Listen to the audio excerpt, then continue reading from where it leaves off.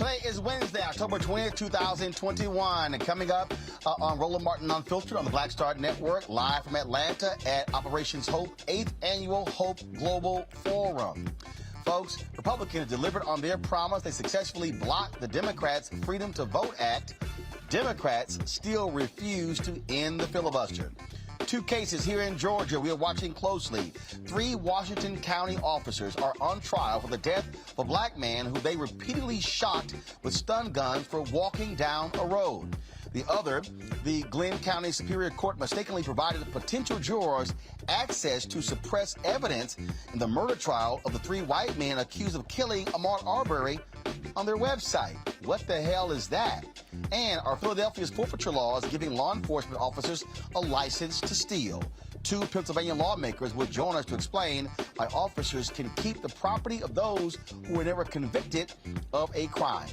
The Hawaii ACLU says the civil rights of a 10-year-old black girl were violated when she was detained and questioned without a parent present for a drawing. And in our Tech Talk segment, the Plug Me In app creator says it lets you keep in touch with your real-life social network.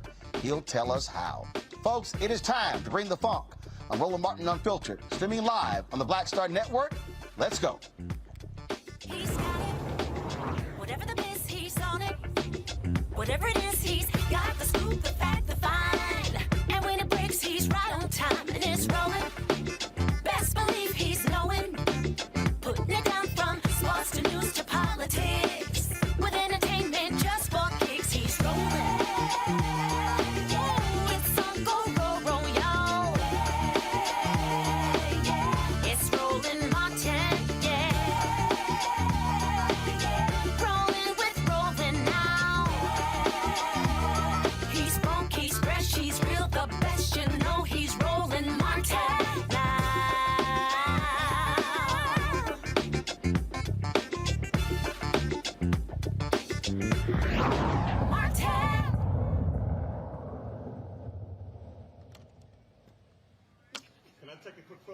Sure, folks. Roland Martin here at the Hope Global Forum, where we, of course, have been focusing on economics for African Americans. A lot of things we've been talking about here, a lot of speakers as well. We're going to call an audible right now. And so I was just talking to a sister. She's one of the co-owners of the Atlanta Dream. Renee, come on. Oh, wow. Let's get it. Oh, wow. It's my show. I don't have to ask anybody. Anthony, mic her up on the side over here. So you were gonna head out. So let me explain to y'all the whole deal. So I told them I wanted to talk to her. They hadn't told her that, and I had it on the list. And so I don't know how long she's gonna be. Are you only here for today? I'm only here for today. Well, see, that's why we're doing it right now. So when you go ahead and do it, you just sort of make a change. Just pull the chair back. We'll stand up. We won't sit down. Okay. And so what we've been talking about again for the last couple of days, and will be the final day tomorrow, is really access to capital, building up businesses for African Americans and other minorities as well, and being a part of the deal flow. When I talk about the deal flow, Bob Johnson said that to me years ago. ago that if you're not a part of the deal flow, then you're never a part of any deals. And so that's one of the reasons why folks from all around the country have been here at the forum. This is the 8th annual one put on by Operation Hope and John Hope Bryant. And so somebody who became part of the deal flow, former WNBA player, now part of the ownership group. How you doing? I'm good. Wow. See? Like live. That's just how you do it? I ain't got to ask nobody. Okay, it's your show. This is your party, okay? See, when you, look, you now know, when you an owner, unfiltered, right? You don't have to ask somebody permission No, it's your stuff. to change on the dime. You ain't got to call in to work because you the boss, for real. So y'all, literally, like right before we went on, she just wanted to speak, and I was like, okay, well, how long you here? I said, I'm gonna do this voting story. I said, and so we can talk in 14 minutes. She's like, well, we're gonna be leaving out. Okay, fine, we can do it now. So, Renee, how you doing? I'm good. I'm good. Okay, Thank you for having me. so how has it been going from player taking owners to now being in a completely different situation where you are a co-owner of the team? That's a totally different dynamic. Completely different dynamic. And I think when people think about it, though, what better person to go into the ownership position in sports in particular than somebody I grew up watching the brand. I grew up playing in it, and then I grew up wishing I played, and then played in it for 11 years. So when I got the opportunity to be a co-owner, my whole thought was, oh, I'm about to turn up because I know what the players want. I know what management wants. And as a player, I felt like we all had the same goal, so why aren't we all moving the same way? Now, hopefully, to mend that and be like, all right, this is what you guys want, this is what we want, let's make it happen. But it is different when you were an owner. I mean, and because there are a lot of folks who, when they are on this side, they see things totally different. Definitely. And whether you're talking about sports, whether you're talking about in media, folks like, oh, no, it should be done this. And all of a sudden, when you get on the other side, you're like, oh, now I see what they were talking about. Yeah, well, you got to pay the bills for it, and you got to, it is different. And honestly, too, the business you have to do. I went from being a player to literally an owner in this 1 year later. I still have friends on the team. So there's a dynamic there where it's like, I'm so thankful for how they handled it because it was more so how they changed for me. So friends that were on the team, Tiffany Hayes, I went to UConn with her. She was a freshman when I was a senior. She was a player on the team while I was a player on the team. Now I'm an owner, and she's a player still.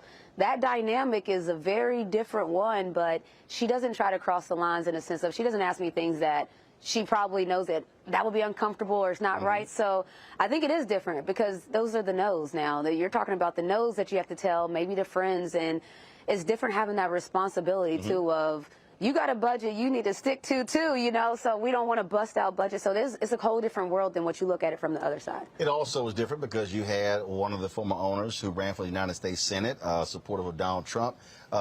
Your team, more than any other, was quite vocal in that campaign. Yes. The WNBA has been really far more out front on social gender issues than in all the other, I dare say, all the other leagues combined. Absolutely. In terms of being very vocal, challenging, recently taking out an ad in the New York Times when it came to the issue of being pro-choice. And so... Let's find out. You keeping up, okay? That's what I do. All right, everybody don't do it. Oh no, Roland, everybody don't do it. I'm fully aware. I'm fully aware of that. I'm fully aware of the drama that y'all have with players. I'm with that. That y'all benched one of your stars who came from Texas A&M. If you need me to have a conversation with her, I can, considering I'm a Texas A&M graduate. Oh wow. See. Listen, see? I'm just saying, I appreciate you for knowing your stuff, being about your business. I'm just saying, see? Okay. See, when you never know when you have to do the interview. Right. So if you prepare beforehand, when it happens, we hear. You good. Yeah. Was there a question there? Yeah. You've had to deal with a whole lot of drama in the last 12 months. Yeah, and people don't realize that we got the team 4 months before the season started. So I don't know if people realize how wild of a dynamic that is, but to basically get the keys to the car 4 months before the actual season tipped off, but there was a lot of things we had to do, and then we had a lot of bumps on the way. I call it growing pains because we had to figure out who are we going to be as an organization. And what do we want to lead with? What do we want our organization to be known for? And so we had to, that's what I mean by growing pains. Maybe it wasn't the normal way that's been done, but now it's the way we have to do things because we want to be that organization that has we want to be excellent on and off the court. You know, we don't want to just be the team that can kill it on the court. We want to be a team that can do both. And so, yeah, getting to that, there were some growing pains. It is always different when you talk about being the boss. Huge shift for you. Napoleon Hill talks in his book, Think and Grow Rich, about having a mastermind group. Yep. And so have you identified individuals who may be in WNBA or not, who you are constantly talking to, getting advice, getting counsel? Because, again, you're not playing a much different, not different position. You're playing a totally different role that even very few athletes are familiar with. Yeah, no, it is different. And I think that when you become an owner of a team, the people I've been reaching out to are owners of startups, because when you think about what we're doing with the WNBA, no, it's not a startup, but in some ways it is. We don't have branding. We don't have sponsors beating our door down. We don't have the funds funneling in from all kinds of different people. So even the league is 25 years old. Look, for me, I grew up in Houston. Some of the Houston Comets winning the first 3 titles. So even at 25 years, in many places, it's still an introduction. Oh, for sure. And that's why. So I know people, when they hear like startups, no, the WNBA is not a startup, but in some ways it's similar. We have to start building the brand awareness. I know we've been here in Atlanta for a lot of years, but when I first got here as a player, I started to do something because I realized people don't even know a WNBA team was here. I was going around the grocery store saying, what's the name of the WNBA team? People didn't even know our name. So I think that when you think of things like that, how do you build brand awareness? How do you get people to buy in? How do you get the city to lean into us? How do we get brand sponsors? We see sponsors that sponsor every other pro sports team, the Falcons, the Hawks, United. We don't have a sponsorship with them. So how do we get there? So I've been talking to a lot of people that are in almost that same position. It sounds weird, but we're starting up something new and we're building from the ground up. Well, you look at Chicago Sky just winning. You look at how many people were actually at that game to see them win. They're in the United Center. And so winning also plays a part of that. Everything. And so last question for you. Again, you're going to have to deal with all this drama back and forth with players to build a cohesive unit. That solves a lot of your issues. Winning solves everything. Yeah, winning solves everything, and that's, we just hired a new coach in Tanisha Wright, and that's what she's done her whole career.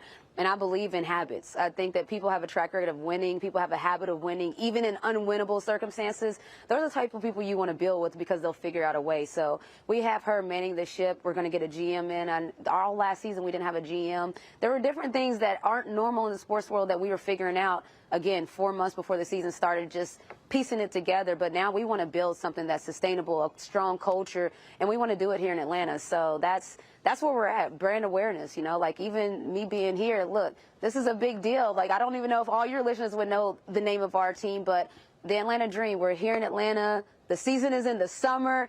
Tap in. It's a good product. That sells itself. All right, then. Renee Montgomery, co-owner of the Atlanta Dream. We really appreciate it. Thanks a lot. Thank you for that. You always got to be prepared for the interview as well. I was literally walking by and now we here. I told you, I ain't got to ask nobody.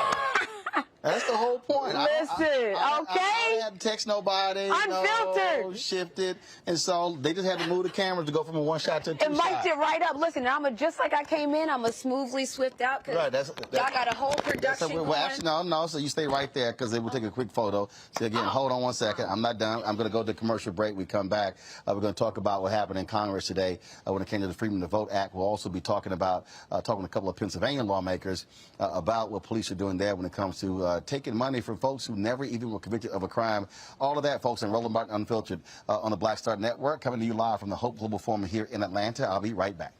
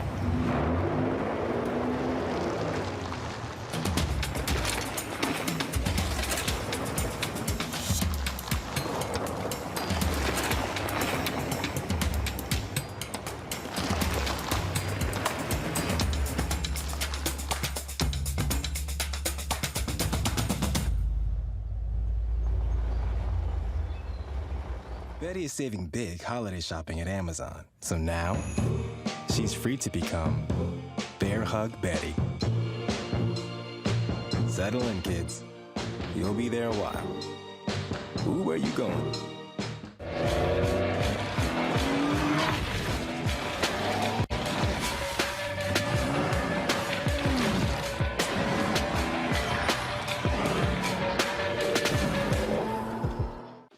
My name is Charlie Wilson. Hi, I'm Sally Richardson Whitfield. And I'm DeAndre Whitfield. Hey everybody, this is your man Fred Hammond, and you're watching Roland Martin, my man, Unfiltered.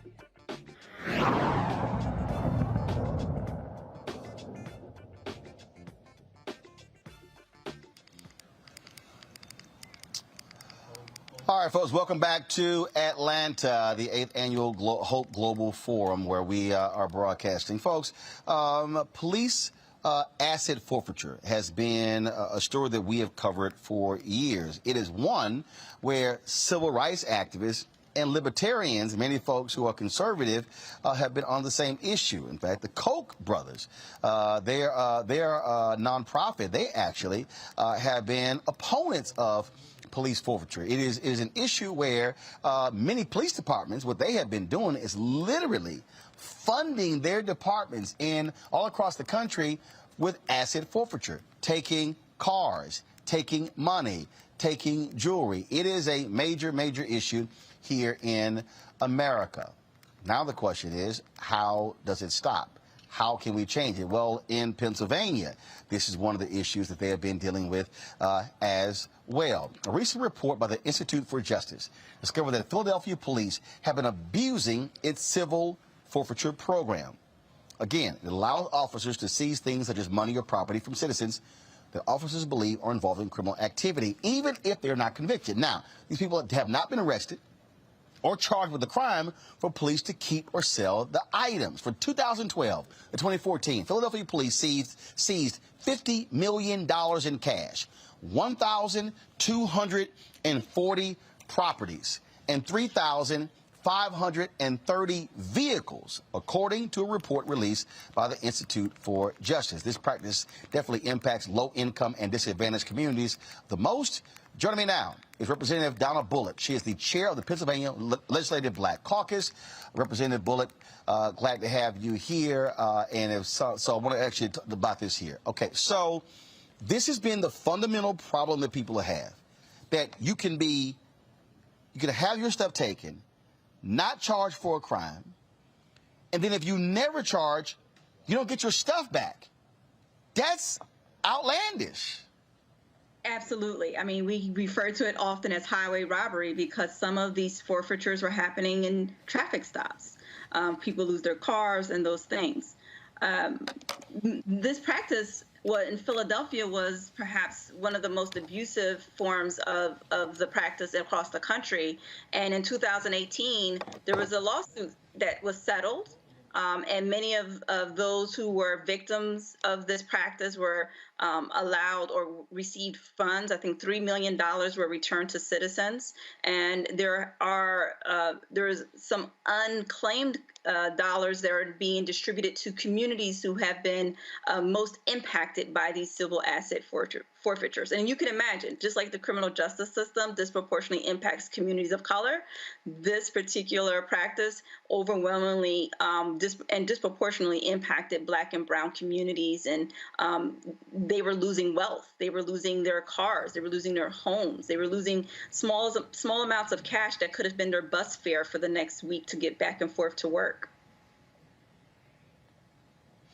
Okay, so how do you change it? Because I just believe that if you've had cash taken or property taken, if they're holding it, fine, hold it. But if you never get charged by the DA, you never go to trial, nothing ever happens, you should get your stuff back. Why? How in the hell is the city allowed to keep it?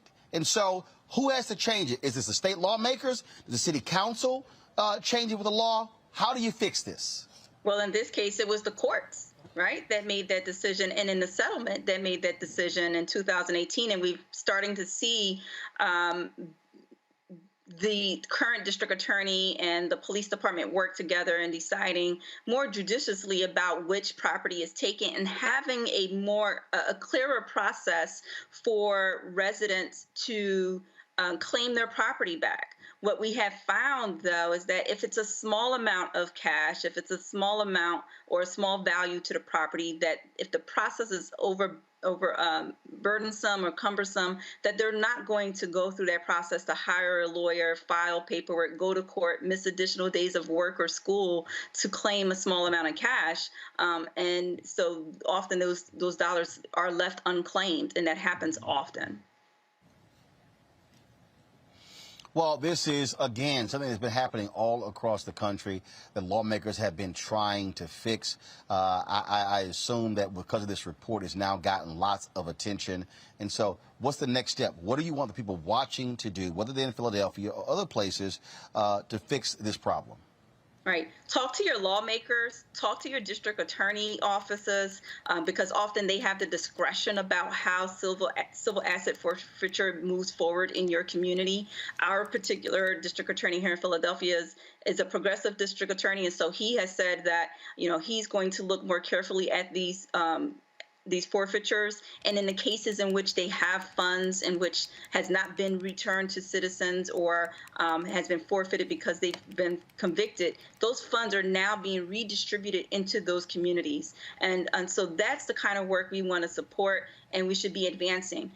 Pennsylvania also, you know, it's not just Philadelphia, it is across our Commonwealth. There's our state troopers that are engaged in this practice. And so we passed a law in 2017 to have a higher standard of proof for folks to get their resources back, or their cars or their homes. And we should no longer be taking the house of grandma who may not know that her grandson was selling drugs or engaging in illegal activity inside of her home. That should never be a situation if that person, the homeowner, does not know or is not aware of the illegal activity. And so that practice, I believe, has ceased in Philadelphia, and I hope that we can continue to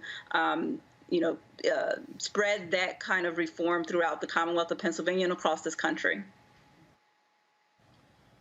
All right, Representative Bullock, we certainly appreciate it. Thanks a lot. Hopefully things will change there in Philadelphia and Pennsylvania. Thank you. I'm bringing my panel right now. Robert Patillo, Executive Director, Rainbow Push Coalition Peachtree Street Project. Lon Victoria Burke, writer with the NNPA and the GRIA. Eugene Craig, CEO, X Factor Media, Inc. Robert, I'll start with you. This whole police asset forfeiture, man, is just crazy. And I'm going to give you a story when it's so funny that we're here in Atlanta. Because the last time we were here for Hope Global Forum, Boosie, the rapper, had about was it $300,000? It was nearly $300,000 in jewelry that was taken.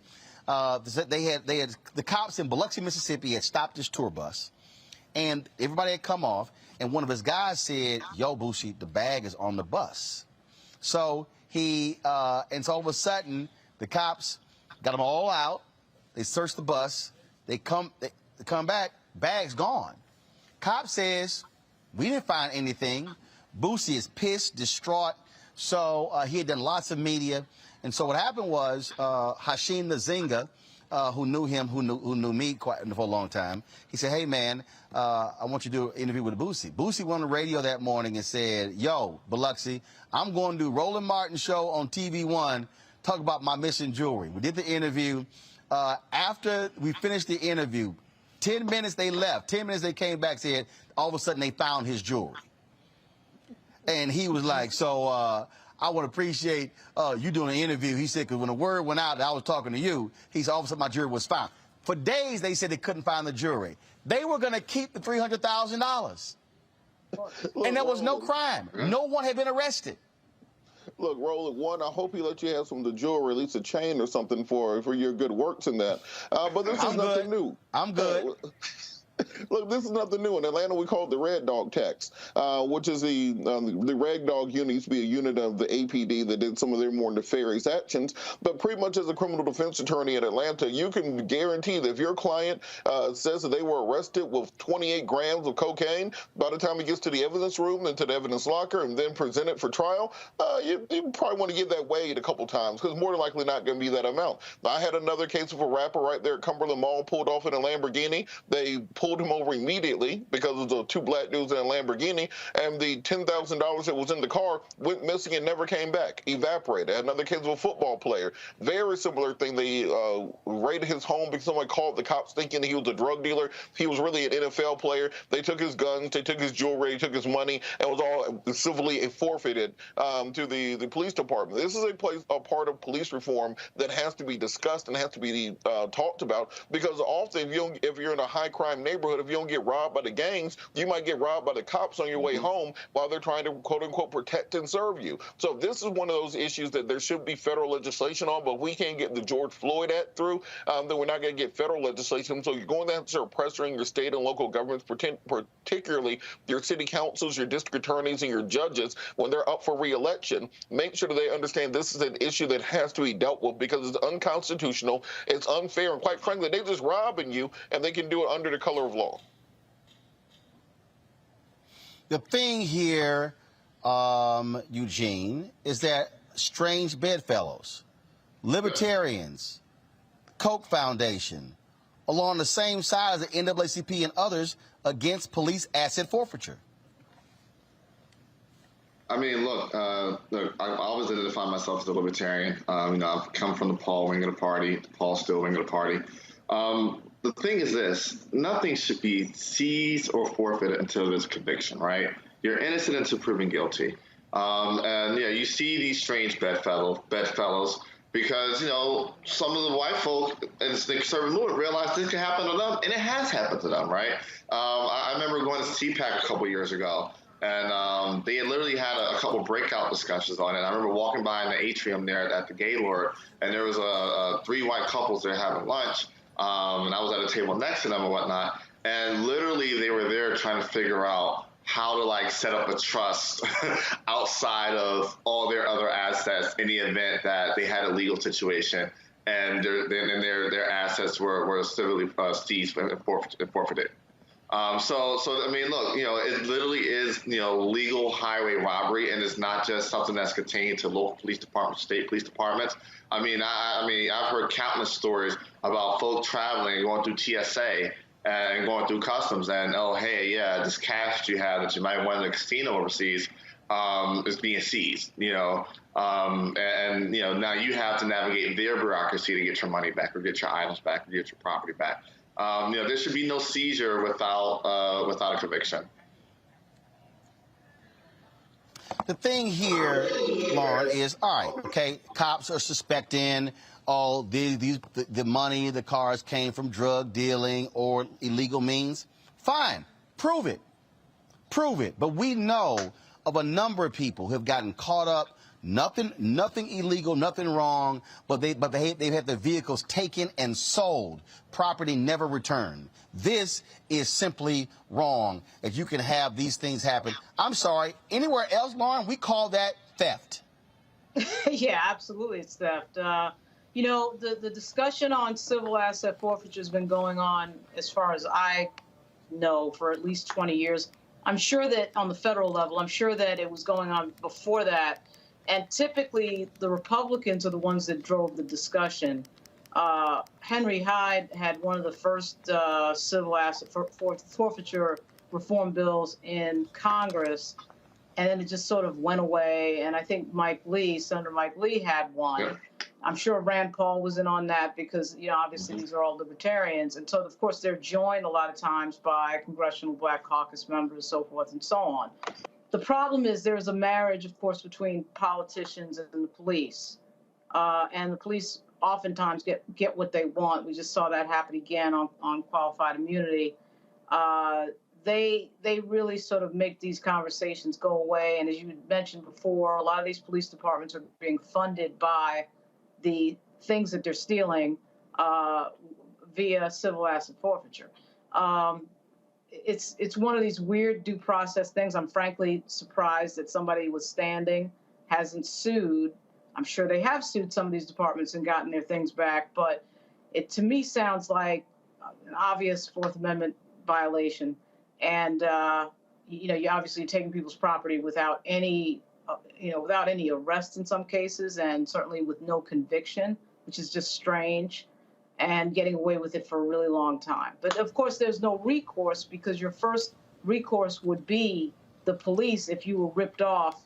If you if you're the victim of theft, and of course it's the police that are doing the theft. So it's it's usually leading to a lawsuit to get the property or the money or whatever it is back. Well, again, there are efforts to try to stop this all across the country, and we'll see if that happens. All right, folks, hold tight 1 second. We got to go to a break. We come back. Well, we're going to talk about the drama here in Washington, D.C., where Democrats could not get any traction on a bill to change voting in this country. Also, I can't wait to hear my panel to discuss this Mother Jones article where Senator Joe Manchin is threatening the White House and Democrats that if he does not get his way on the Build Better plan, that if it isn't cut from $3.5 trillion to $1.75 trillion, that he will leave the Democratic Party. We're going to talk about that. Folks, you're watching Roland Martin Unfiltered, broadcasting live from Atlanta at the 8th Annual Hope Global Forum on the Black Start Network. Back in a moment.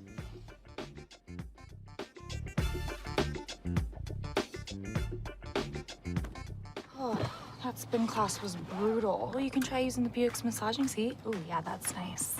Can I use Apple CarPlay to put some music on? Sure.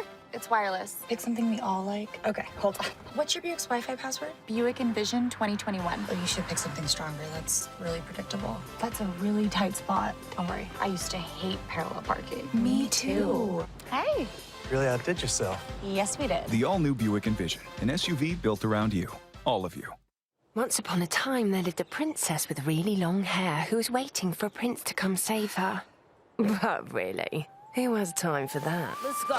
Feeling myself. I'm feeling She ordered herself a ladder with Prime one-day delivery, and she was out of there. I want some hood girls looking back at it, and a good girl in my tax bracket. Now, her hairdressing empire is killing it. And the prince, well, who cares? Prime changes everything. I'm Angie Stone. Hi, I'm Teresa Griffin. Oh, Roland. Hey, Roland, I am so disappointed that you are not here, first of all. Where's our dance? It's like we get a dance in every time I see you. And so now you're not here for me to dance with, sir. You and your ascot. I need it. I need that in my life right now. Okay, I love you, Roland. What's up? I'm Lance Gross, and you're watching Roland Martin Unfiltered.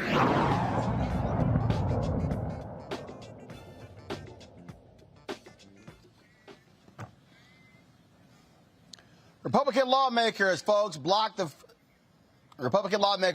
Freedom to Vote Act despite pressure from President Joe Biden. Senate Republicans blocked the Democrats' effort to begin debate on the act. The vote was 49-51. Senate Majority Leader Chuck Schumer changed his vote to nay so the vote can be brought up at a later time. No.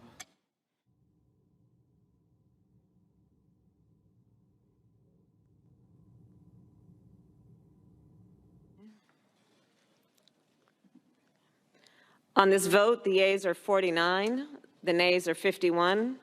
3/5 of the senators duly chosen and sworn not having voted in the affirmative. The motion is not agreed to.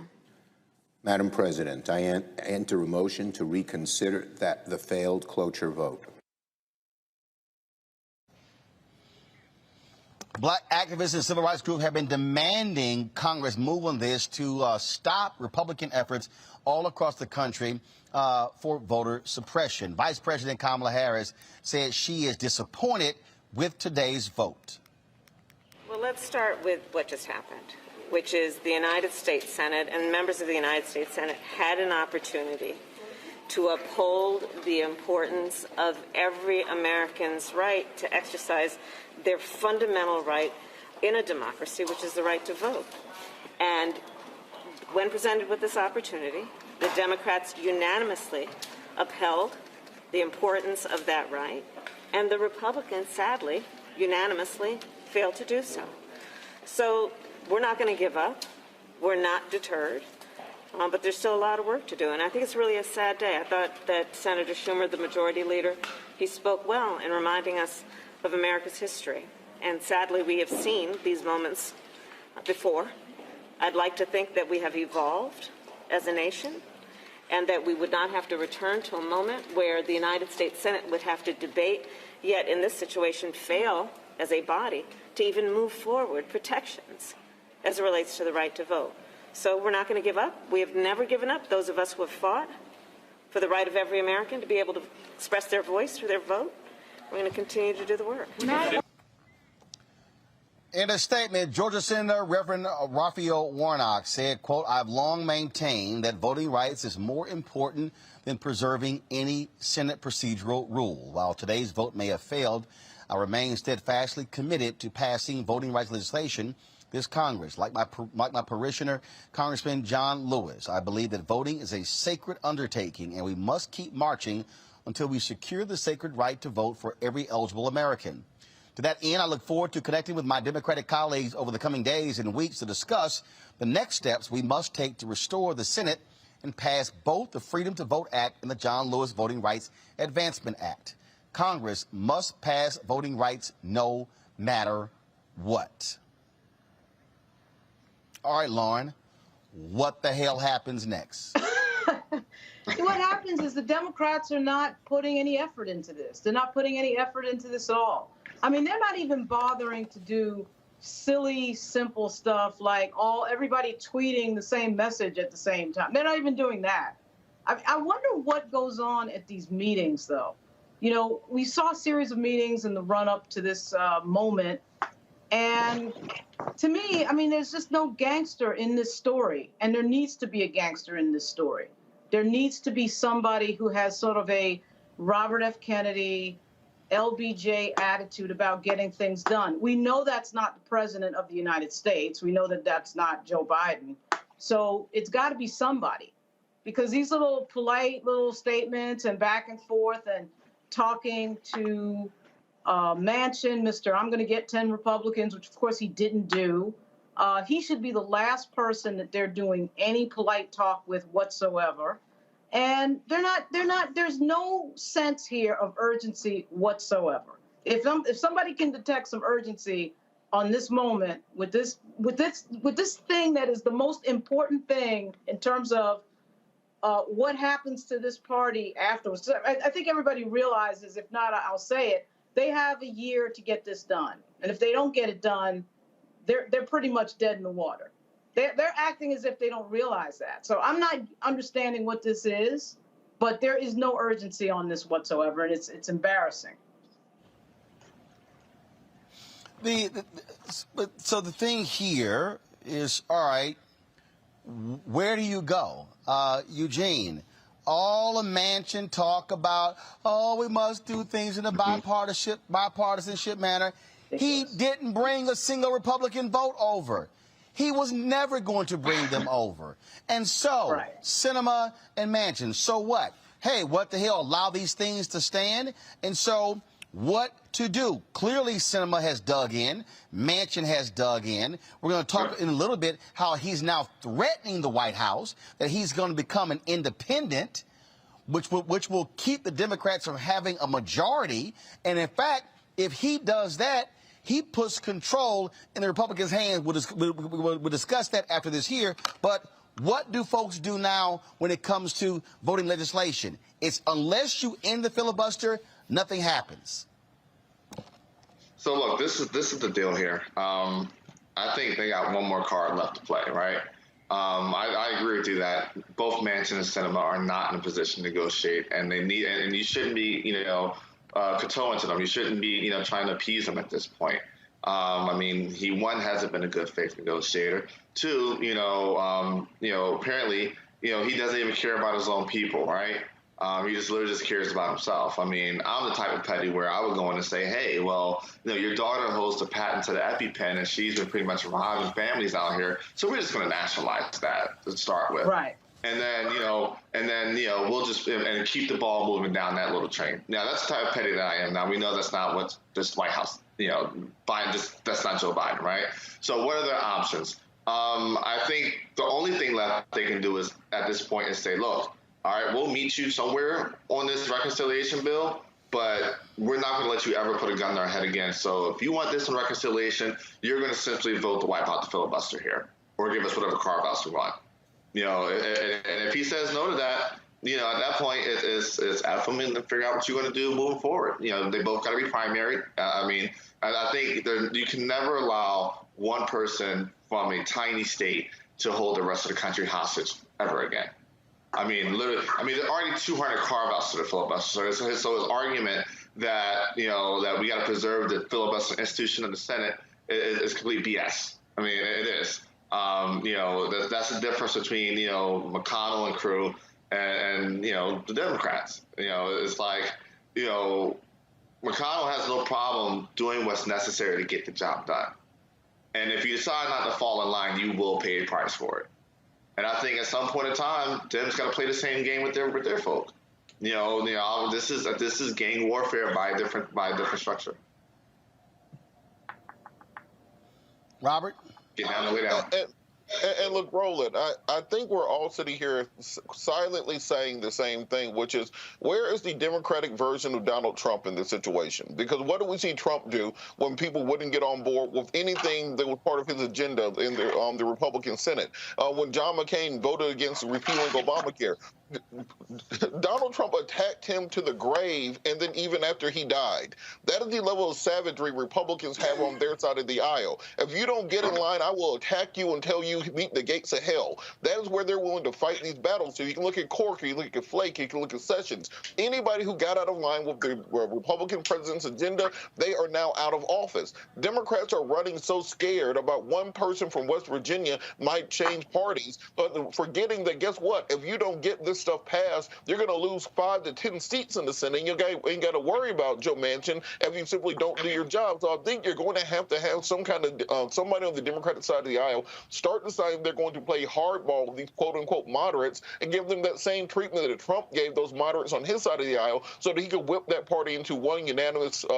MAGA party, which agrees with everything he says. What is the point of Joe Biden being in office if he's not going to put the work in? Why isn't Joe Biden on this show right now talking about the Voting Rights Act and talking about criminal justice reform?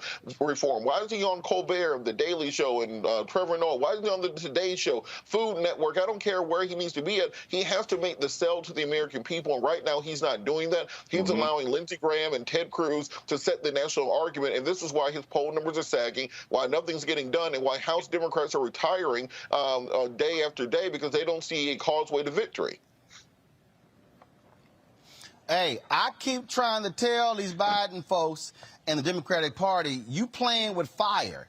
You gonna set yourself up to get your ass wiped out in 2022. You're playing with fire. And this is not just black voters. It's Latino voters. It's young white voters.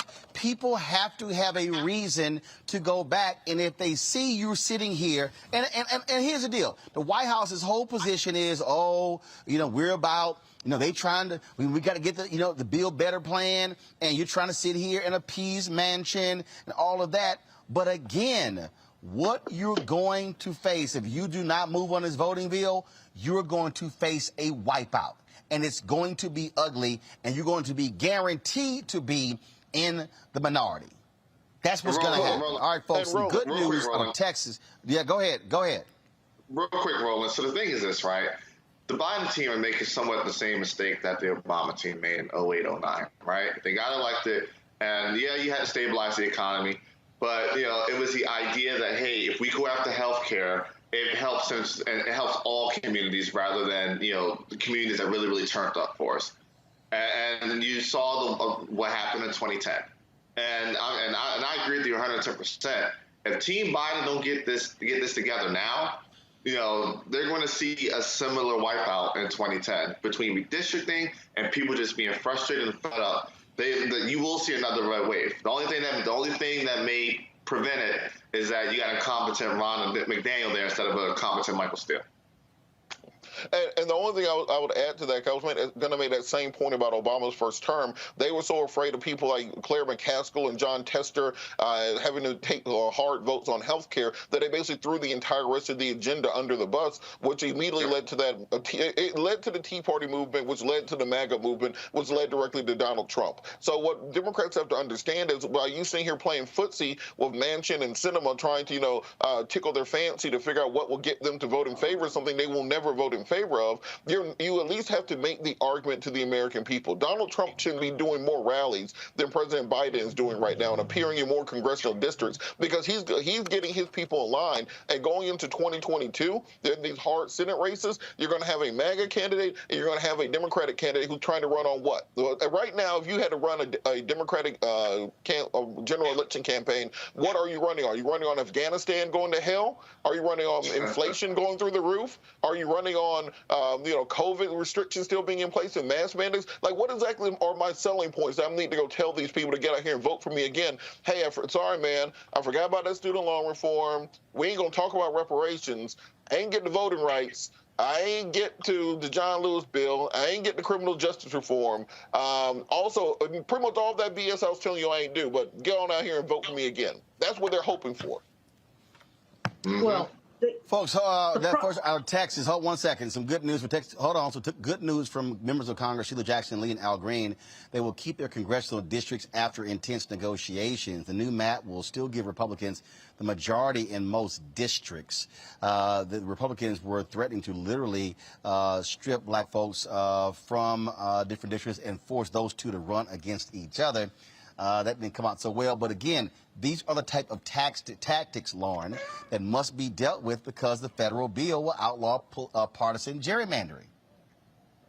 Exactly. And these are just standard, everyday Republican tactics. I mean, they're not trying to help, please anybody but hold power. I mean, here's the thing about the Manchin thing that is just really strange. Whether he leaves the party or not, I mean, really doesn't make any difference other than, okay, yeah, sure, the committee chairs, whatever. But you see, he's blocking the entire agenda anyway.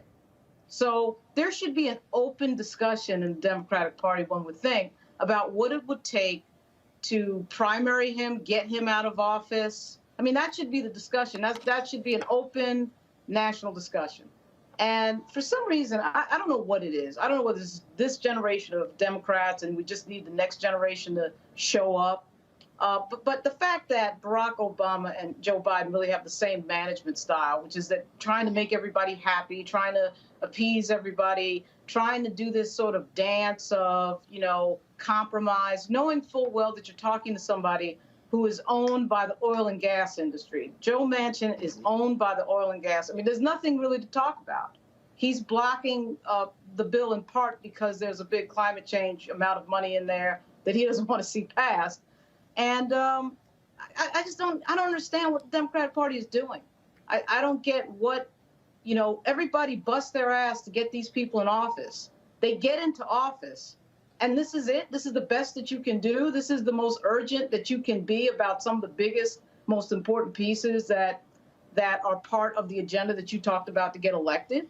And Joe Biden, I think, he did do a fairly good job. They did have the American Rescue Plan that, he passed right away. He's done, I think, very well with COVID.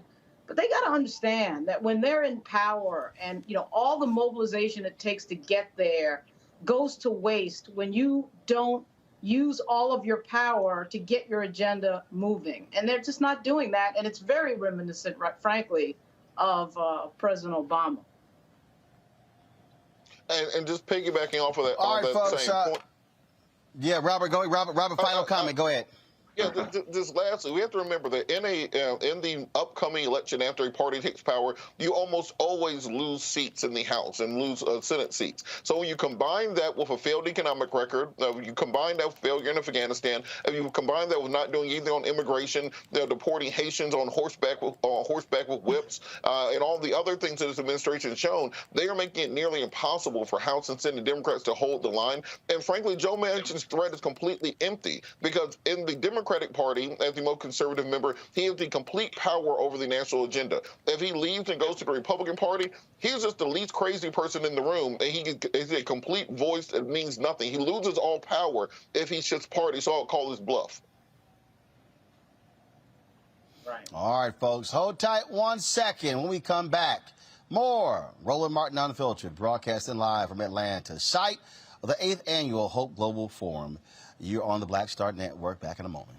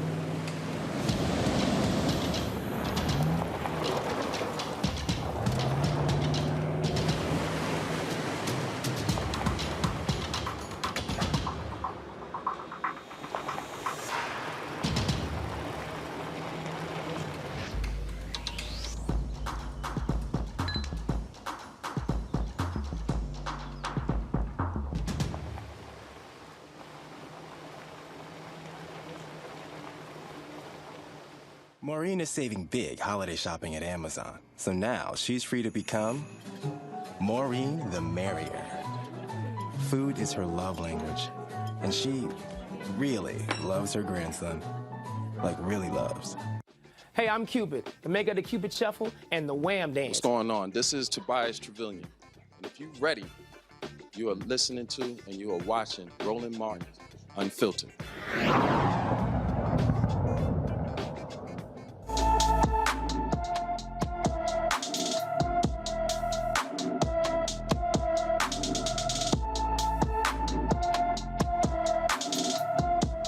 All right, folks.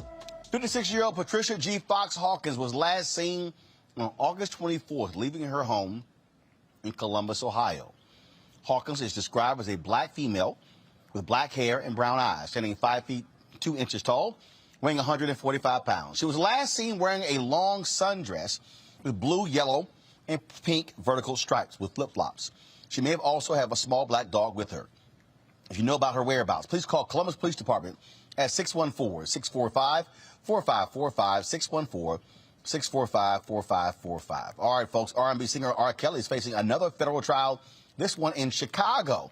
A federal judge set an August 1st, 2022 trial date for child pornography and obstruction of justice charges. Kelly was convicted last month in New York on racketeering charges. He'll find out on May 4th, 2022, how long he'll be sentenced. And for that case, he could get life in prison. He's also facing state charges in Illinois and a child prostitution charge in Minnesota. Now, let's go to another entertainer. Actor Cuba Gooding Jr. will go to trial in February for a groping case. Gooding is accused of touching several women inappropriately in New York City from 2018 to 2019. He faces 6 misdemeanors if convicted. All right, folks. And also in Hawaii, let's talk about this story. A 10-year-old black girl was arrested for, drawing a picture of her bully.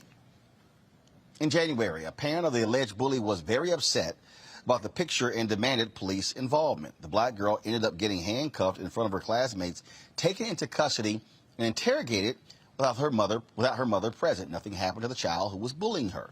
The American Civil Liberties Union of Hawaii wants the police and school officials to change how they handle such situations and compensate the black student's family in the amount of $500,000. I'm confused here, Robert. She was drawing a photo. She had a drawing. You arrest her for drawing a picture. Am I missing something? I read through this case a few times with the same look on my face, trying to understand what exactly was the threat that this young girl was creating by drawing this picture. What existential harm could she cause? I could understand if it was a picture of her, doing harm to this bully, or a threat to the school, or threat to other students. I've seen cases along those lines as being the basis for something along this. But in this case, none of that was present. I think it was simply one, school policy gone wrong, school resource officers gone wrong, and also overzealous parenting, where instead of simply having your children talk it out or determine what the issue is, you try to involve police with 10-year-olds. So it's a failure across the board when it comes to these issues. And for the life of me, I can't find what exactly the basis of this would be in law or in any school policy. I even looked up the school district's discipline policy. Nothing there involves students being handcuffed and interrogated by police officers for making drawings. And I think schools also have to look at the way that they handle bullying cases, particularly in the 21st century. We saw the case down in Texas where the young boy was bullied and ended up shooting the people who bullied him. We've seen other cases where students have committed suicide as a result of bullying. They have to take these things more seriously and not punish the victim, but try to find a resolution before it gets to this point. Eugene. Look, first thing first, she drew a picture, you arrested her for it. That sounds like a pure, straightforward violation of her First Amendment rights. Secondly, she obviously drew the picture of the bully. So you probably should more so be dealing with the bully than dealing with her, where probably an actual crime has been committed. Thirdly, I hope they sue the hell out of the school district, the county, and the state and get every dime possible. Because and even that won't match the trauma that this little girl's gonna have to deal with from being arrested for expressing how she felt about somebody that was bullying her. Lauren? Yeah. Obviously, this is all very stupid. Somewhere along the line, I'm not sure when it started happening, but we got into this whole business of calling the cops for every little thing that happens and involving third parties in every little thing that happens, as if there's always got to be some magic being that comes down and fixes all our problems or adjudicates all our arguments, instead of working things out between individuals. Obviously, this is a minor involved, so those individuals are likely to be school administrators and parents. But even on an adult level, we see it. Like, everybody's calling the cops for everything. Every little thing that goes on, they expect the cops to show up and somehow play, I don't know, somehow figure out how to solve their problems. And I think that this story is sort of a great example of it, where it escalates. And frankly, just like Eugene said, I hope the parents sue the district and get the money, because at least that will dissuade stupid things from happening again. But it's a ridiculous story. Well, it is highly unfortunate as well, and we keep seeing how our children are being impacted. All right, folks, let's come back here to Georgia's day 3 of jury selection for the 3 white men accused of killing Ahmaud Arbery. And there's already talk of a possible mistrial. The Glenn County Superior Court may have exposed potential jurors to suppressed evidence. Some of the evidence files were on the same page on the court's website, where potential jurors could find the information they needed to appear. That evidence includes Arbery's mental health history, the defendant's firearm use, and the Confederate vanity plate. If a potential juror saw this information, it would disqualify them from being on the jury. If a juror knowingly participates in the trial with inadmissible evidence, it would be grounds for a mistrial. It may take up to 2 weeks for the attorneys to sort through hundreds of potential jurors before seating a jury. Robert, how in the hell is suppressed evidence on a website? This is another one where I'm sorry for my home state sometimes, because this sounds like some extra redneck stuff down in South Georgia. I don't even understand how admissible evidence would even be on a county website, let alone in a portal where the public can get to it. When you turn over discovery to defense attorneys, or when you exchange discovery in court, you have to sign off on it between the attorneys and the district attorney's office, just to make sure you have that chain of custody to ensure that there's nothing inadmissible possible either that A, the defense attorney doesn't get that they should, or B, that that could get onto the public record, which could either color the jury or could get onto news and provide the unflattering light to the case. So normally you keep these things under a very tight level of scrutiny. For this to just be floating around out there is ridiculous. I think this is another situation where if I was the state, I would probably ask for a change of venue to take this out of South Georgia, out of Glenn County, move it to the Metro Atlanta area, draw a jury pool from there where you'll be free from local biases, and try to get the case done as soon as possible, because it seems like no matter what, a fair trial is not going to happen down there in South Georgia, because remember, it took 3 prosecutors in the first place and before the video came out to even get an arrest in the case, and then we still have the interference between the first prosecutor and the McNulty's when it came to them first being charged. So it seems that what's going to ultimately have to happen is you move this case to another district, so you have a venue and a jury pool that's fresh and free from those local biases. But this entire thing is crazy already. We're going to be down in Brunswick and in Glenn County later on this week with Rainbow Push, but there's a lot of things to get sorted out. I think they're going to have to sort them out quick for there to be any confidence in the outcome of this case. I don't understand, Eugene, how suppress evidence. First of all, I've launched websites, I've run websites. Someone literally would have had to load it to the page and click save. So, and look, you know, I'll be the one to say it. It's some foul play here already. You know, and I agree with Robert. You probably want to change the venue at this point because you're not going to get a fair trial. And when I mean fair trial, I mean trial fair to the victim in Brunswick County. You know, what you're seeing here, I mean, is hey, taint the jury, set it up for a mistrial, because they know once, you know, testimony and once actual evidence is put on the table, it's going to look very open and closed. So what can you do? You can hopefully plant the seeds for a mistrial and a technicality. And so I think that, you know, if these are the games that are being played, especially in light of what happened with the first 2 prosecutors, X, Y, and Z, I think, look, you got to get a change of venue, and you got to get you got to get as fair as a trial for the victim here, the victim and the victim family here, as possible.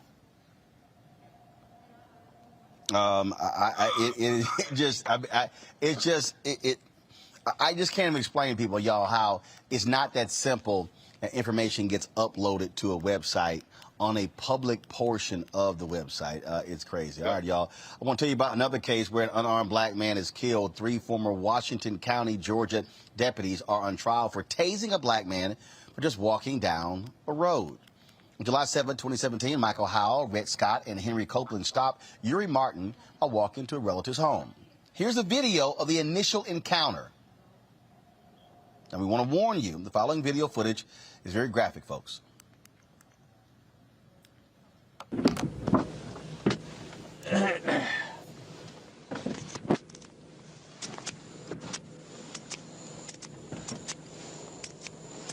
Hey, come over here. Come on over here. Come on over here. Come on. Get out of the road. Get out of the road. Get out of the road. Get out of the road, man. Come on. Get out of the road. Come on. Come on. Come on. Leave me alone.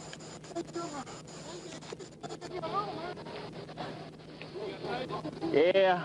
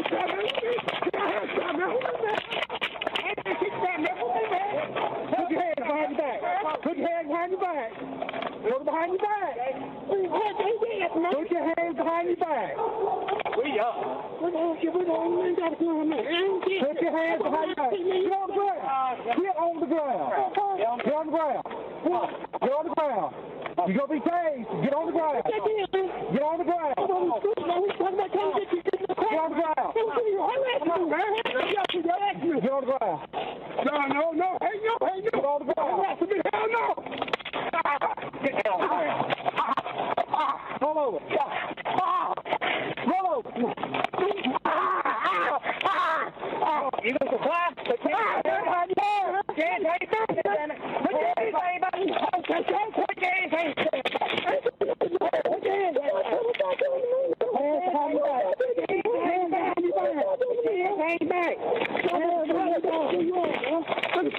What the heck going on, bro? What the heck going on, bro? What the heck going on? What the heck going on? Get on the way. What the heck going on? My God, what the heck is going on? My God, what the heck is going on? My God, what's going on? My God, what the heck is going on? No ground. My God, what's going on? My God, what the heck is going on?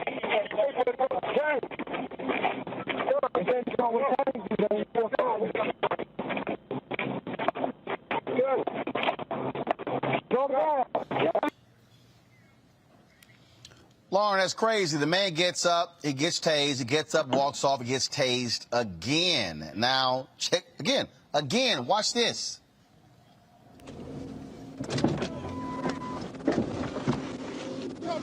Get the taser, boys.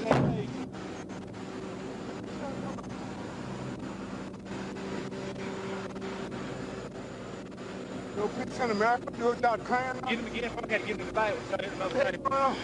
You want to get on the ground. Another ride. Get on the ground. Get on the ground.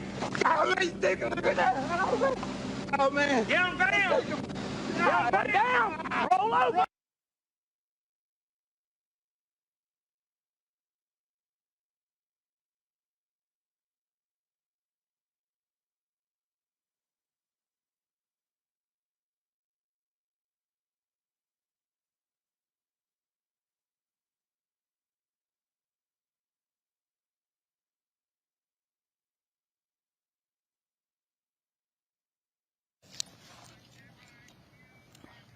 Okay, folks, now he's down, not moving, and it takes nearly 5 minutes before the deputies realize something is wrong with Martin. Watch this.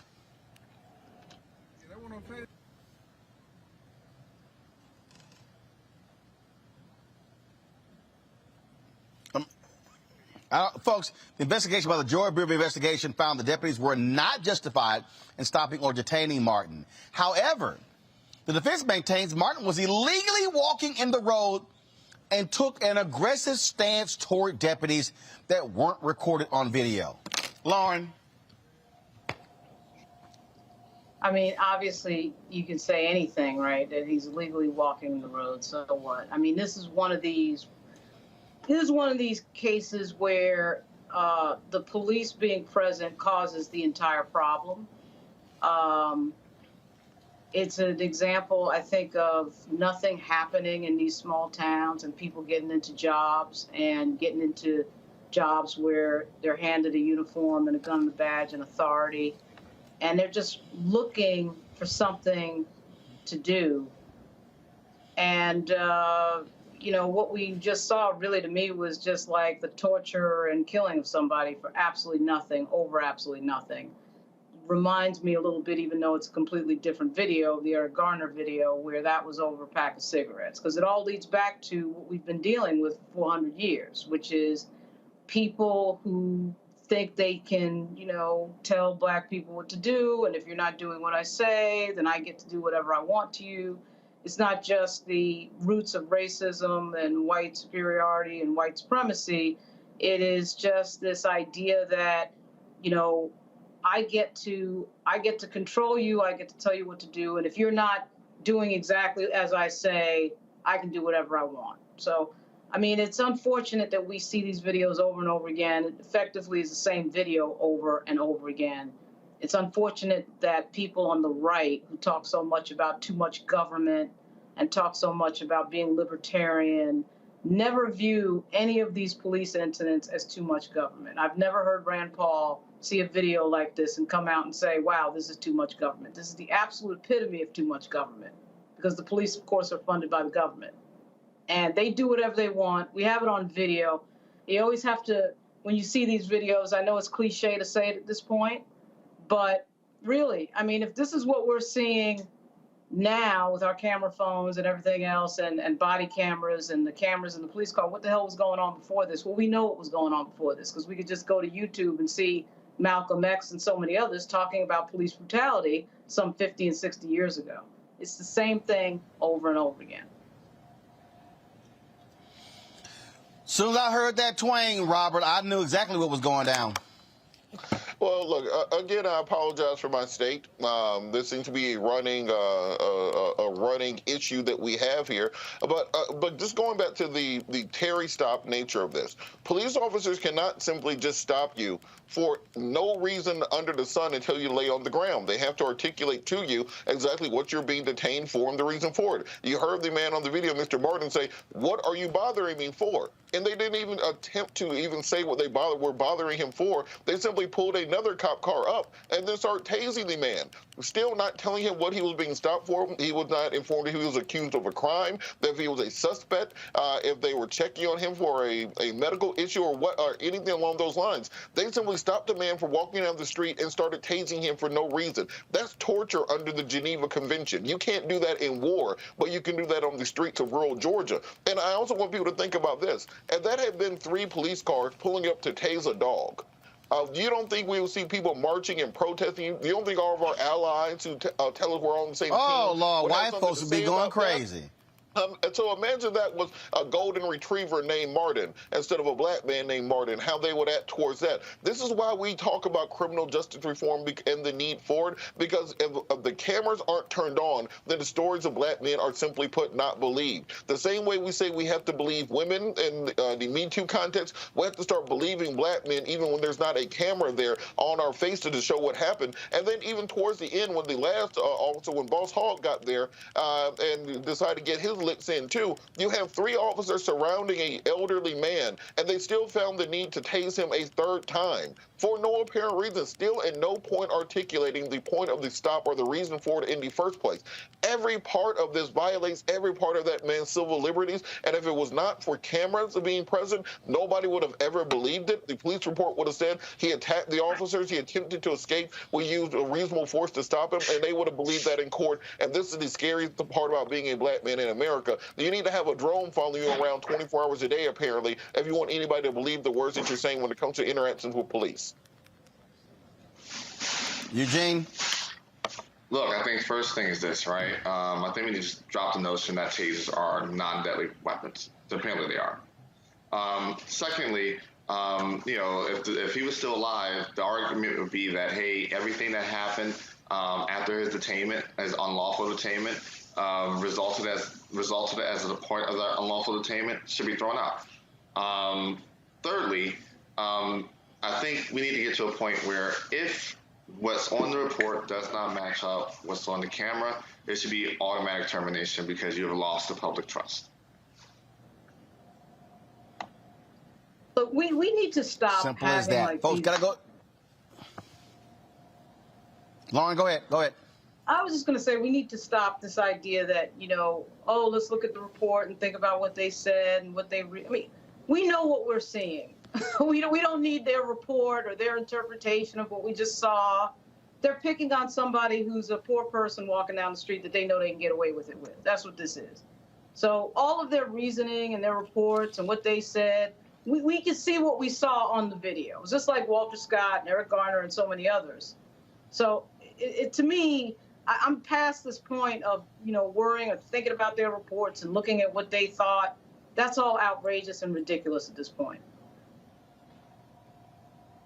Yep. I got you. Hey, folks, I got to go to a break. We come back. We're going to talk about Chicago police not trying to take the vaccine. Now they're being sued by the mayor there. I do want to give you this update here. Go to my iPad, please. So Meg Kennard, of course, we had Meg on the show. She's, of course, a reporter for the Associated Press out of South Carolina. Has been on the show. She posted this last night. She says, finally, I am tweeting this from my home, and it feels so good to be back in South Carolina. and you know what's coming. Self-exam, get a mammogram, advocate for yourself, beat cancer, and stay tuned. I'm just getting started. And so Meg announced that she posted on social media that she had been waiting to post being cancer-free. And so your prayers are certainly appreciated. I can let you know that she was very much supportive of the Roland Martin Unfiltered family, praying for her. And so this was the tweet that she actually posted initially. When I was first diagnosed with stage 3 breast cancer earlier this year, I said that I had every intention of rolling into 2022 cancer-free. This morning, I found out that I beat my goal by a couple of months. No evidence of disease. That's it. That's the tweet. And so that's her on flying back from Houston, MD Anderson. And then this is what her doctor said. No evidence of no evidence at all of the breast cancer. And so we're going to keep praying for Meg. Meg, we know we appreciate what you do, and glad to hear the good news. Going to a break. We'll be back on Roland Martin Unfiltered right here on the Black Star Network, live from the 8th Annual Hope Global Forum in Atlanta.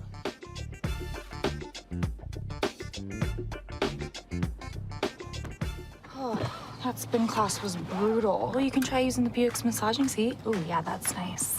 Can I use Apple CarPlay to put some music on? Sure. It's wireless. It's something we all like. Okay, hold on. What's your Buick's Wi-Fi password? Buick Envision 2021. Oh, you should pick something stronger. That's really predictable. That's a really tight spot. Don't worry, I used to hate parallel parking. Me too. Hey. Really outdid yourself. Yes, we did. The all-new Buick Envision, an SUV built around you, all of you. Once upon a time, there lived a princess with really long hair who was waiting for a prince to come save her. But really, who has time for that? Let's go. Feeling myself. I'm feeling She ordered herself a ladder with Prime one-day delivery, and she was out of there. I want some hood girls looking back at it and a good girl in my tax bracket. Now, her hairdressing empire is killing it. And the prince, well, who cares? Prime changed everything. Hi, everybody. This is Jonathan Nelson. Hi, this is Cheryl Lee Ralph, and you are watching Roland Martin, Unfiltered.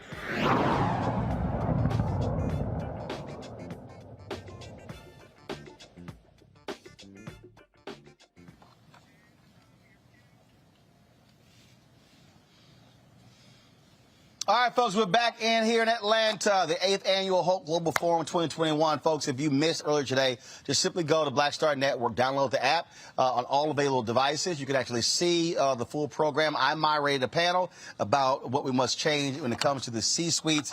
Again, app, Android TV, Android phone, Apple TV, Android TV, Roku, Samsung, Xbox, all the different platforms. You can download the app. And so please do so if you want to watch what took place for day 2 of the Hope Global Forum. You can sit on a YouTube channel, but also you can watch all day proceedings on Black Star Network, which is why we are here. And so we certainly appreciate partnering with Operation Hope and my man John Hope Bryant to bring you the great conversations and that we've been having here. All right, folks, in Chicago, a citywide vaccine reporting mandate is causing some issues with the police. As of Tuesday, 1/3 of the city's police officers and civilian employees have not submitted their vaccination status, missing last week's deadline. Chicago Mayor Lori Lightfoot accuses the Fraternal Order of Police leadership of spreading misinformation about the vaccine. Lightfoot filed a suit on behalf of the city forbidding the FOP president from publicly encouraging officers to disobey city vaccine reporting mandates. A judge said that can move forward. Here's Mayor Lightfoot. So you asked the question of why the lawsuit. Because we believe that the FOP leadership is trying to foment an illegal work stoppage strike, pure and simple. We've laid that out in the materials, and we're not having that. The contract is clear and it's been known for a long time. The police unions are not authorized to strike. It's in their collective bargaining agreement. It's a matter of state law. What we've seen from the Fraternal Order of Police, and particularly the leadership, is a lot of misinformation, a lot of half-truths, and frankly flat-out lies in order to induce an insurrection. If officers do not comply, they will be placed on unpaid leave. 82% of compliant personnel are vaccinated. Illinois has over 1 million reported cases and 28,000 reported COVID deaths. 4 Chicago police officers died of COVID in 2020. You know what, Eugene? You know, these cops, it's happening all over the place. You know what? Fine. Let's just go create some openings to hire some people who need to be on the police force. Because more than likely, the folks holding out a bunch of punk-ass MAGA supporters anyway. Listen, it sounds like a jobs program in the middle of high unemployment. It sounds like, you know, you can come in and get some folk from the local community.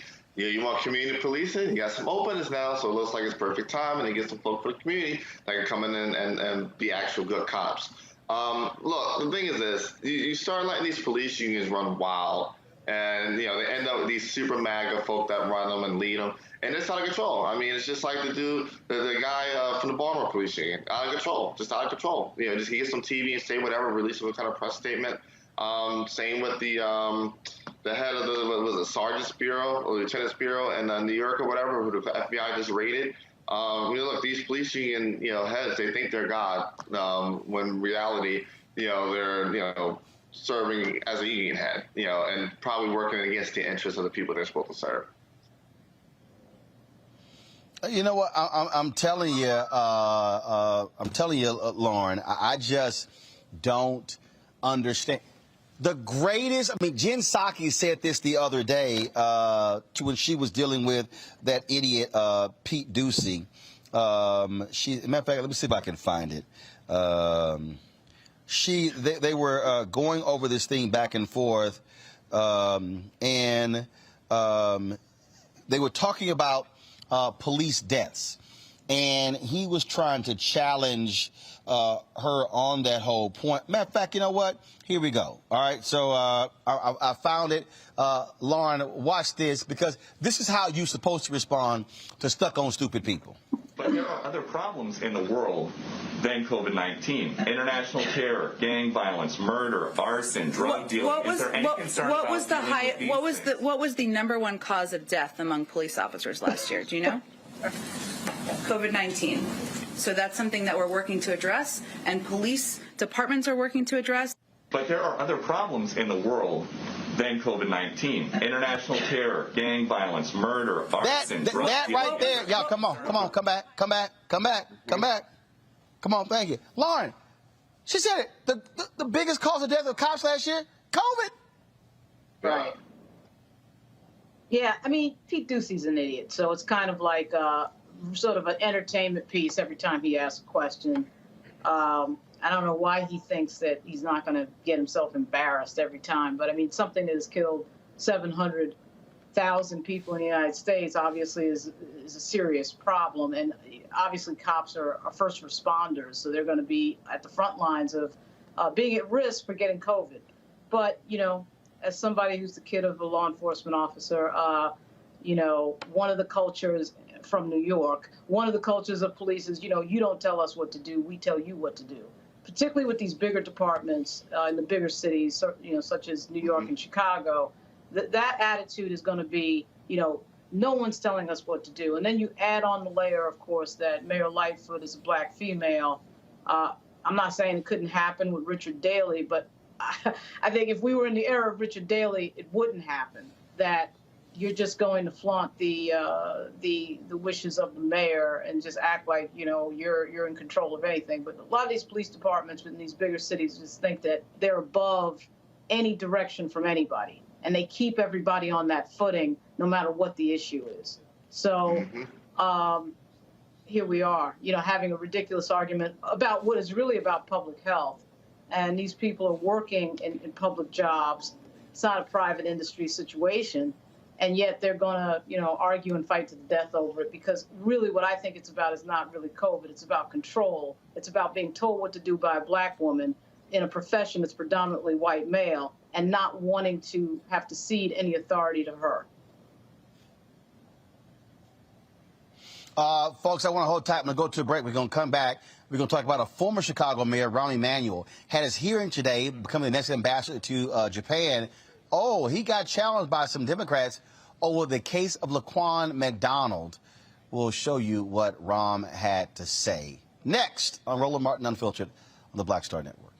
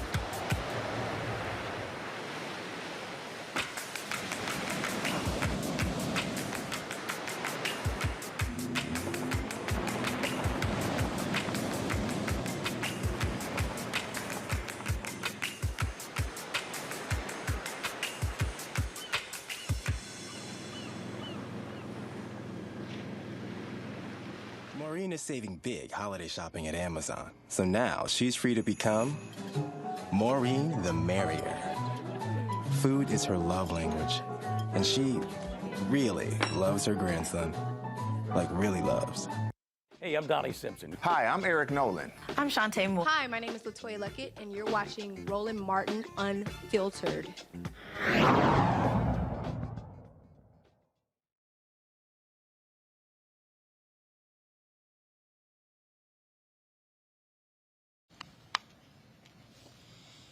Well, a bunch of folks are not happy at all with President Joe Biden nominating former Chicago Mayor Rahm Emanuel to be the next ambassador to Japan. Well, what happened today, y'all?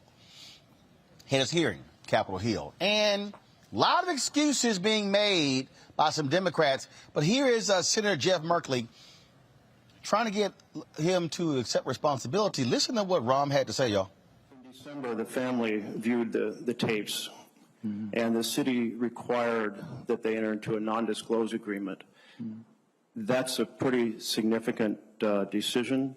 You're saying you had no idea of the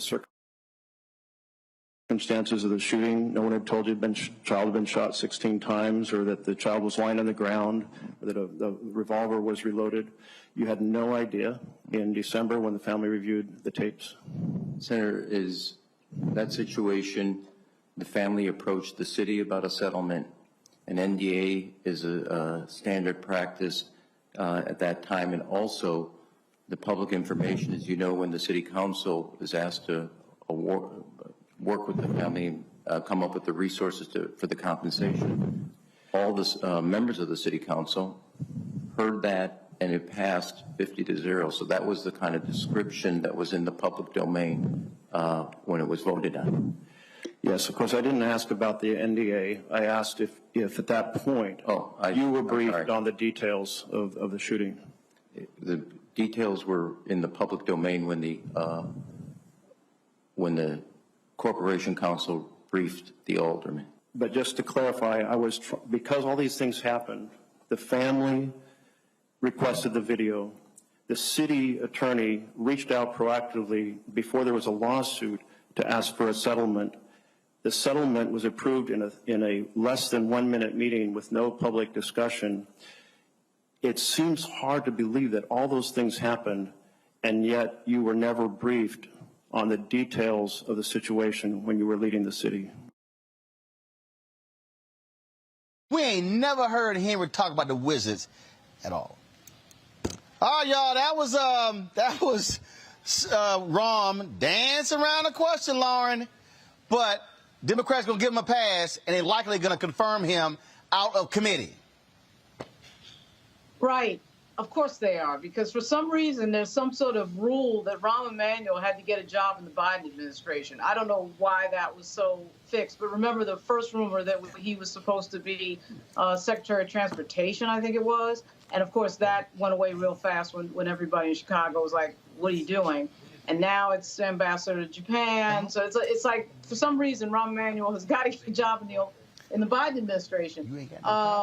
I don't know. He must be. I mean, obviously, he's been in Democratic politics, and he was Obama's chief staff, and I get it all. But it really goes to the problem of the Democratic Party sort of being very slippery when it comes to issues that are of concern to African Americans, which in this case is police brutality. And this is a case, the LaPon McDonald case was not a minor case. That was a national case that went national. It was a very big deal. And Rahm Emanuel, of course, was on the complete wrong side of it. You know, so it's interesting that Jeff Merkley, who I think is from Oregon, which, you know, not a lot of black folks in Oregon, but he's sitting there and he's asking the right questions. And then you get a senator like Tim Kaine, who's from Virginia, 20% black state, who's defending Rahm Emanuel the entire time for some strange reason, while at the same time claiming to be a civil rights attorney, which I can never figure out what part of Tim Kaine is a civil rights attorney. When it comes to these types of things, you should be talking about the things that your constituents care about, particularly if you're in a state that's 20% African American. I mean, even to just ask, maybe you vote for Rahm Emanuel anyway, but at least ask him about it, you know? And it's just amazing to me that if this was any other constituency that we were talking about, if Rahm Emanuel had done anything against any other constituency under the umbrella of the Democratic Party, they would be held to pay. But African Americans, that's different. We can just sit here and ignore it and pretend nothing happened. It's an incredible thing. It's embarrassing. And I'm not sure why it's required in the Biden administration that Rahm Emanuel have a job. Eugene, how about this one here? Virginia Senator Tim Kaine, I want you to listen to how he described, let's just say, listen for the words scar tissue in this 39-second clip. Watch. Any city, and you can't be a mayor, especially of a city like Chicago, without picking up some scar tissue on the way. But your description of what you learned along the way, that the levels of distrust that some in communities feel toward people in power, toward politicians, toward police, I had to learn and then relearn those lessons often in my time as the mayor of a majority African-American city. And I'm sure, since Chicago is a much bigger city than Richmond, Virginia, those lessons were challenging and painful for you during your entire tenure, but you served in an admirable way. I want to just ask you. Eugene, scar tissue? and then try to use his experience as mayor of Richmond to equate it to Rahm's experience as mayor of Chicago and deal with the Kwame Nkrumah situation. Look, I got one thought on this, for two thoughts. First is this, how long are we going to allow this Senate to just slap black folk around? It's one thing not to get nothing done. It's a whole different thing to make sure you get something done for somebody that literally took the opposite side of a black person being killed when a black person was killed. All right? So, I think there should be a pressure campaign to literally just find one vote to vote against him. I don't care if it's Booker. I don't care if it's Warnock. I don't care if it's Merkley. I don't care if it's Markey. I don't care if it's Lake. One vote to send a message to say, listen, you're either going to take black issues seriously or we're not going to take you seriously. Like I said, I agree with Lauren. There's no rule that states that, Rahm Emanuel has to have a job in every Democrat administration. Especially somebody that's been, to some degree, can be characterized as a failure at all those jobs, including Mayor of Chicago. So, if it's up to me, I think there should be a pressure campaign to find one vote that sends a message of, hey, if you aren't going to, put the real weight behind voting rights, if you're going to put the real weight behind the George Floyd Justice Act, if you're going to put the real weight behind, things that are important to Black America, then okay, we'll pop your nominees. That's the real. And to be frank about it, that's the real leverage that senators have when it comes to administration. Look, it is. It's just. I'm sorry. I think you can find better people to make ambassador to Japan than Rahm Emanuel. What he did in the Kwame McDonald case. Somebody with an actual relationship with Japan. Disqualifying. So. Yep. That would be helpful. All right, folks. Oklahoma students and educators are suing Oklahoma for its ban on critical race theory and sexual diversity training. The American Civil Liberties Union and others filed a federal lawsuit Tuesday on behalf of the group. The law was passed by the state's Republican majority legislature and signed by Republican Governor Kevin Stitt this year. The lawsuit asked the court for a temporary injunction and to declare the law unconstitutional. Look, you know how many people are silly with these when it comes to critical race theory, but that's just sort of the drama that they keep playing. All right, y'all, got to pay some bills. When we come back, Tech Talk next. Roland Martin Unfiltered, the Black Star Network.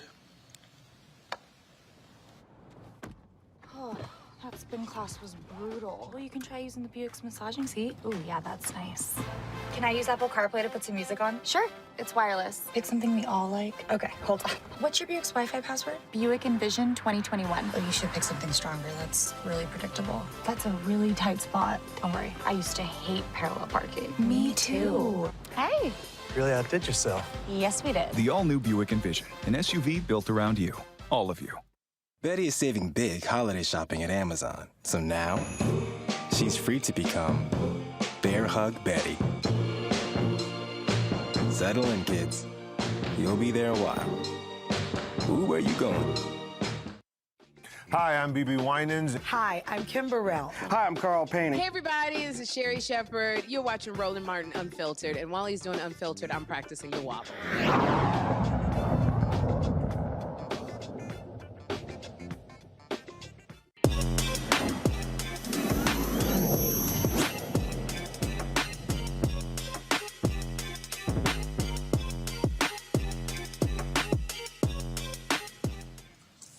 All right, folks, a black entrepreneur is doing what he can to bring back intimacy to social media. The Plug Me In app allows users to have all the perks of social media while maintaining privacy.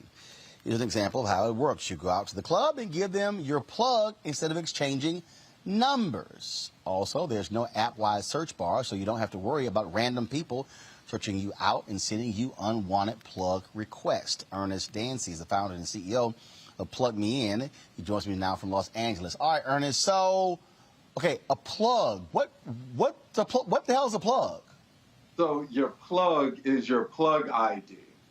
It's basically the initials of your first and last name, followed by a very short string of numbers, and that's what you would actually exchange instead of giving out your phone number.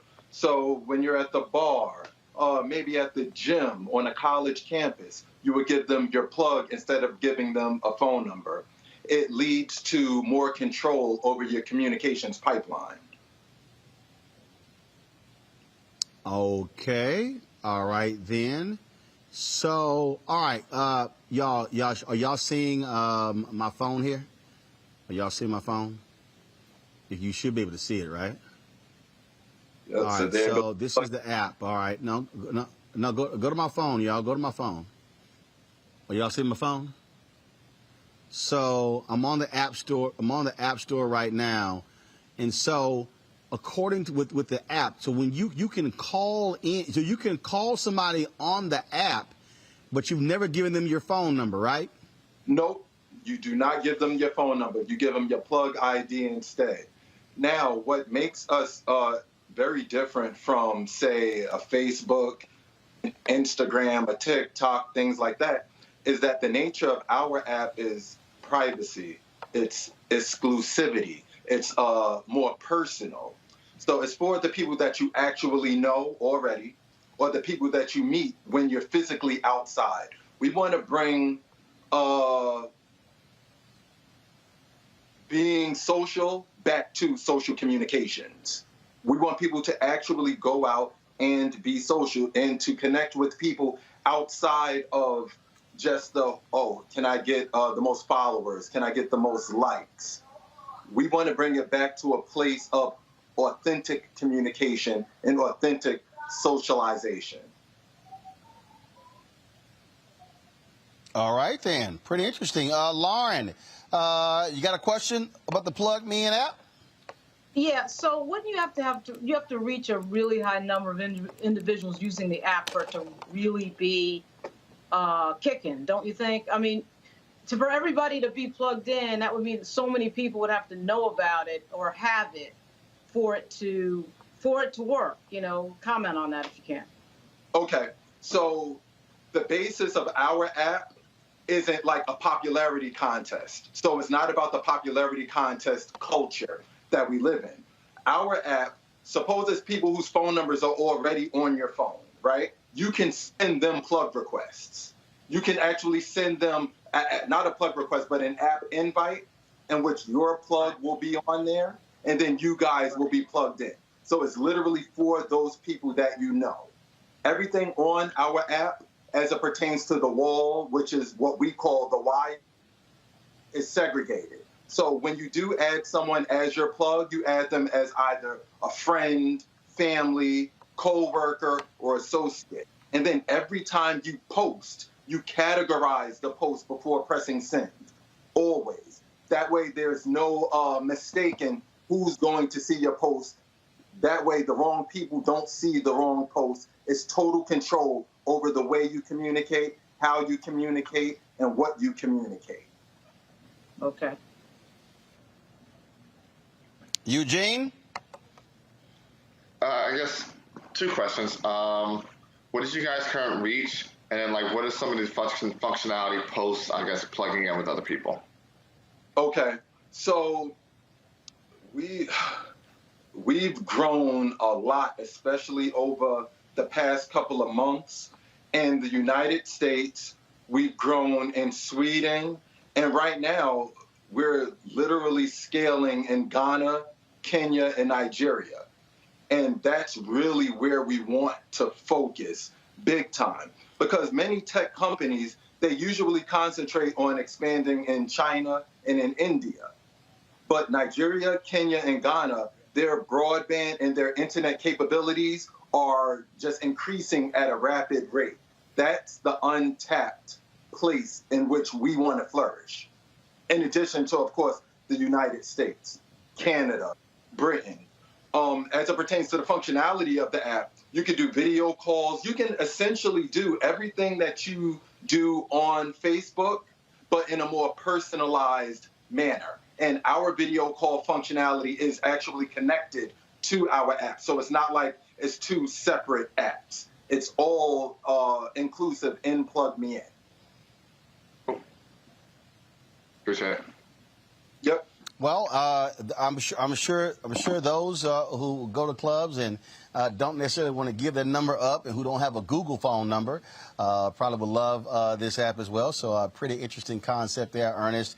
Again, we appreciate you coming on. And folks, so y'all can check out the Plug Me In app. Let's go to, I think it's available on Android and Apple. It's available on Apple right now.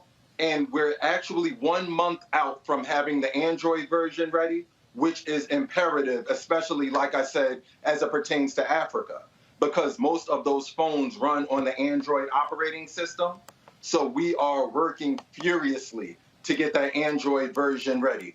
It's great for high school students because just the way that the app is configured, the way that it's programmed, only people who have your plug can see what you post.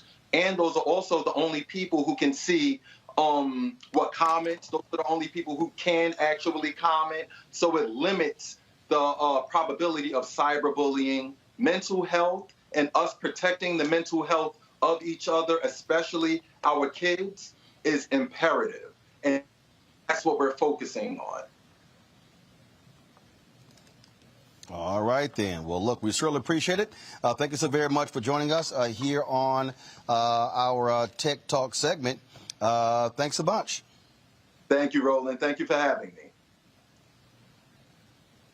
All right, then. So, folks, going to go to a break. We come back. Final thoughts on today's Roland Martin Unfiltered on the Black Star Network.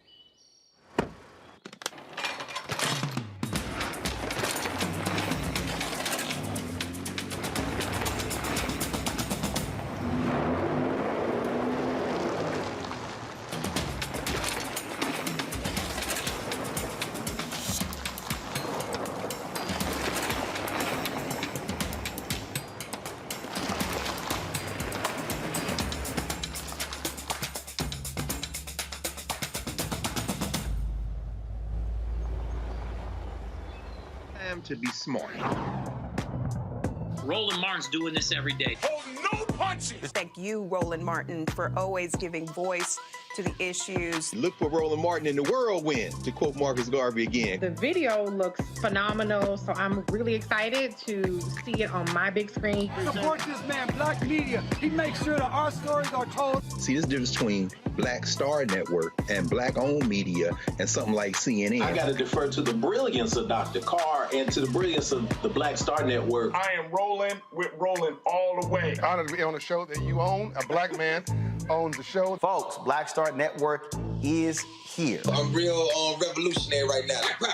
Roland was amazing on there. Stay black. I love y'all. I can't commend you enough about this platform that you've created for us to be able to share who we are, what we're doing in the world, and the impact that we're having. Let's be smart. Bring your eyeballs home. You can't be black-owned media and be scared. You dig?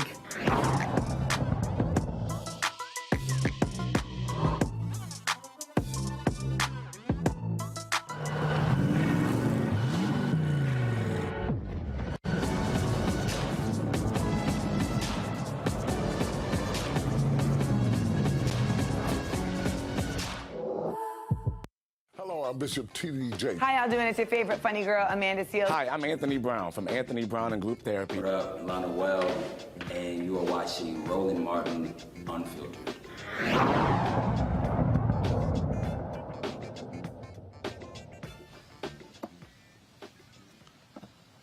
All right, folks, that is it for us. It has been a fantastic day-to-day Global Hope, the Hope Global Forum 2021. We, of course, have been live streaming it all day. You can go to the Black Star Network app. You can go to our YouTube channel. You can check all of these conversations out. Of course, we're going to be here tomorrow as well. I have another panel I'm doing at 11 a.m. tomorrow. You can check out the one that I did today on the app.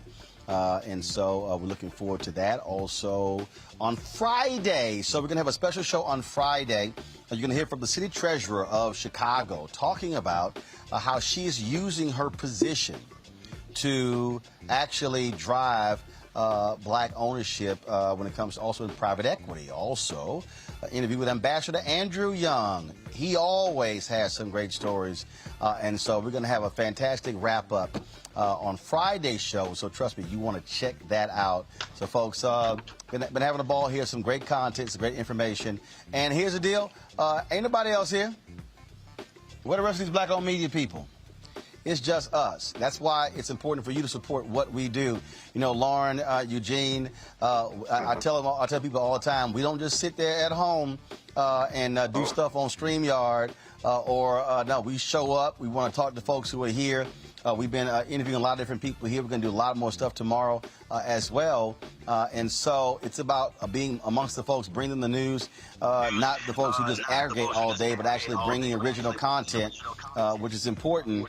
And that's why we've been emphasizing why we've got to have black-owned media that covers our stories. No, that's absolutely right. Absolutely right. So it's been good.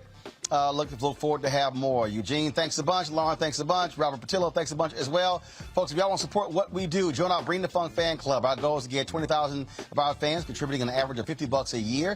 That's $4.19 a month, 13 cents a day to allow us to be able to travel beyond the road to bring you these kinds of stories. That's why we are here. Cash App, $RM Unfiltered. PayPal is R Martin Unfiltered. Venmo is RM Unfiltered. Zelle, Roland at RolandSMartin.com. Roland at RolandMartinUnfiltered.com.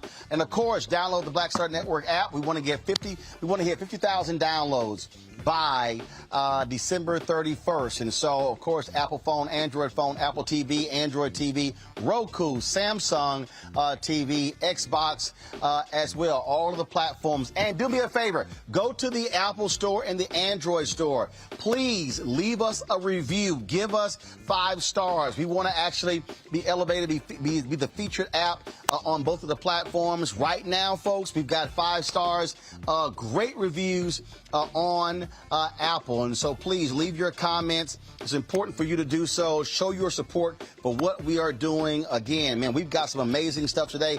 I literally, y'all, been on the phone talking to folks. I can't wait till we start unveiling the shows that we have lined up. We shot a pilot today. Can't tell you which one it is.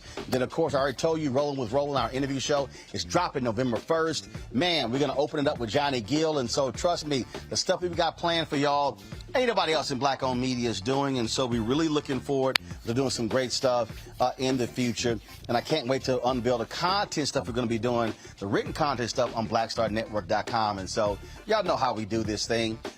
We keep it real, keep it black, keep it unapologetic, and keep it unfiltered. I'll see you guys tomorrow. Have a good one. Holla! Martin!